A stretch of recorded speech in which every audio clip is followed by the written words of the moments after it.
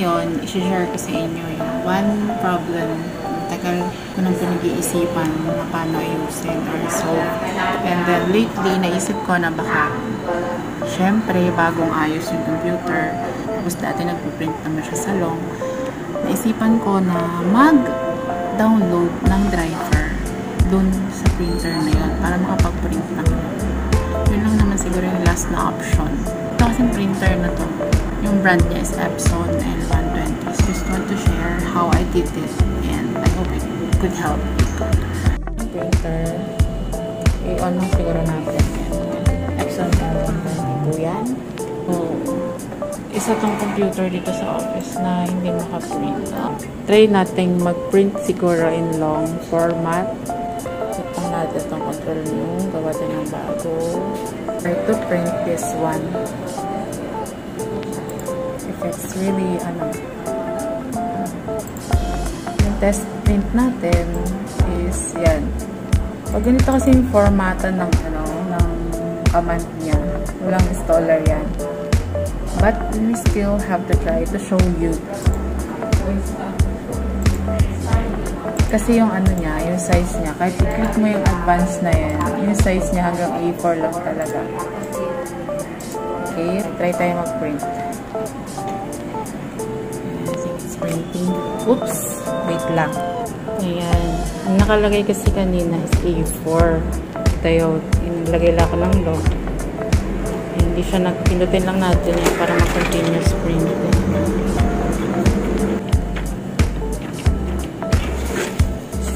Ito yung yung result. It's just a test. Hanggang dyan lang talaga siya. Nagka-cut siya dito. So what we need to do is let's go lang po dun sa sa Chrome. Then Epson. Meron naman dito choices. Oops, before we do that, we need to check first our computer. Kung ano yung specifications niya. So, so this PC. And then, ayan. Tapos right click lang. Kind of blur until it. Ayan. Ito yung specifications niya. So, it's a 64-bit computer. Tapos, yung Windows niya is Windows 8. Back to the website. Hanapin natin yung ito, drivers. Doon mismo sa website na. Click lang natin yan. And then, pag andyan na, hanapin natin yung ito. Diba kanina, tingnan natin kung anong bit siya na compatible. So, click natin yung download sa 64-bit. Tapos, syempre, when Windows tayo, diba? Tayo doon sa downloads. So, one thing na para makita mo agad yung kung anong dinownload mo na latest, click mo lang yung date modified dito. Yan. And double-click natin yung yes lang dyan. Tayo doon para hindi nyo makita yung mga files yung very very discreet. Yan. Click okay lang po tayo. Yan, okay lang din. Agree lang po tayo dito.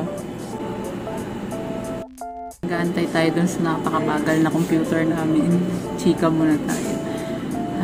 I really like helping, I like to hear thank you. So, yung nakaka-relieve ka ng problems ng ibang tao. Hindi naman to dahil may ulterior motives ka or what, but I actually like helping. Pero, nakataka ako dito. Yung bagal talaga ng computer na to. Pinabilis ko na to eh. Hindi pa ako naglagay ng tutorial video on how to make your or how to boost your computer, personal computer para bumili siya. Bakal talaga. Ay, sana naman matuwa yung nito, gumagamit nito pag pag mabilis na siya, diba? Kasi gumagalaw naman to siya eh. Wait lang natin hanggang matapos siya. Oh, see? Complete na. My God. Complete na siya.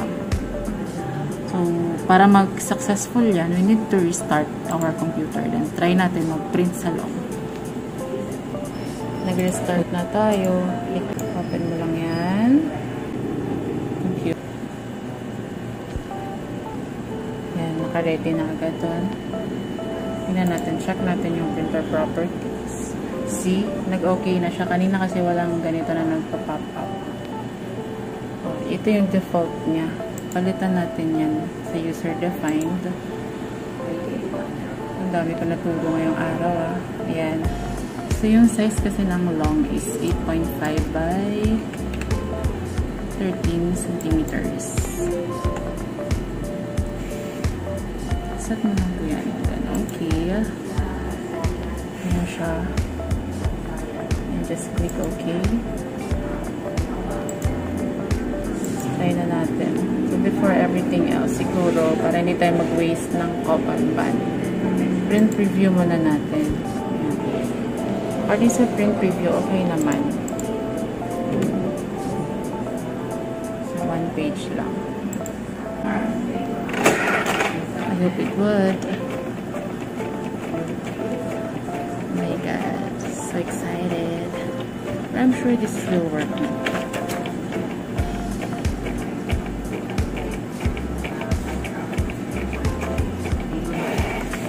Oh, ayan na. And it is successful. La la la la la.